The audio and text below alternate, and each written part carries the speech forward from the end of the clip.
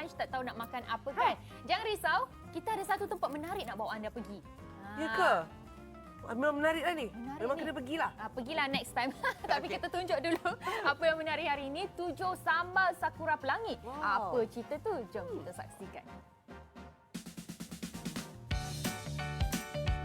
Siapa tak makan sambal memang rugi. Tak makan pedas, lagilah rugi. Ni dia pengusaha Sakura Pelangi Empire, juga mesra disapa Sakura, yang telah menjalankan perniagaan sambal ini sejak 5 tahun yang lalu.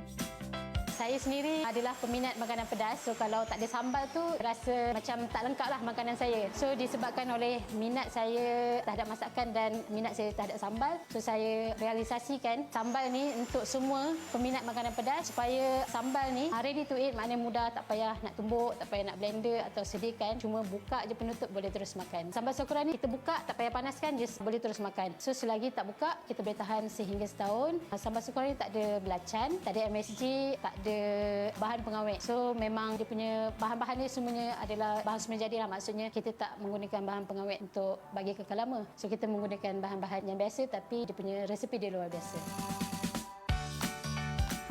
Ada yang dah terliur ke tu? Sabar. Untuk pengetahuan, Sakura Pelangi Empire ini mempunyai 7 jenis sambal. Dan harga bagi sebotol sambal hanya RM18 sahaja.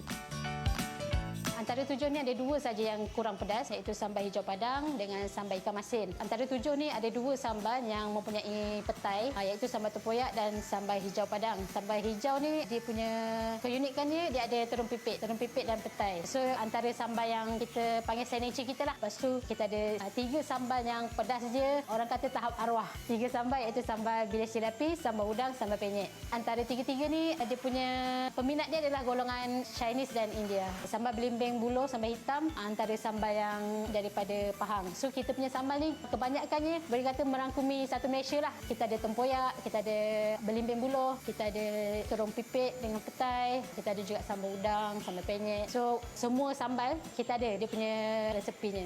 Menariknya di sini yang Kokok nak kongsi adalah botol sambal ini akan dicuci dan direbus untuk proses penyakuman yang ada pada botol tu tau. Selain itu, ada juga set lunchbox nasi sambal chicken chop. Sedap kan? Tapi, delivery hanya dibuat di sekitar Sungai Buloh je. Tak apa, yang penting ini dia sebab kenapa korang kena makan sambal ni. Tengku Pemaisuri Selangor, Tengku Nur Rashikin adalah peminat sambal sakura iaitu sambal hijau padang terung pipit petai. Bila sambal ni masuk ke istana dia luar biasa. So antara lainnya sambal sakura ni juga adalah sambal yang diminati oleh semua bangsa, sama ada Chinese, India. Kadang-kadang diorang punya pedas tu lebih pedas daripada kita. Istimewanya luar biasanya sambal sakura ni kita menggunakan resepi asli yang tradisional rasa dia. Maksudnya kalau kita makan sambal ni kita akan terimbau kampung, nenek, tradisi dia memang kita masak macam orang dulu masak. Jadi tunggu apa lagi untuk korang yang suka makan sambal? Inilah masanya untuk rasa sambal yang memang padu.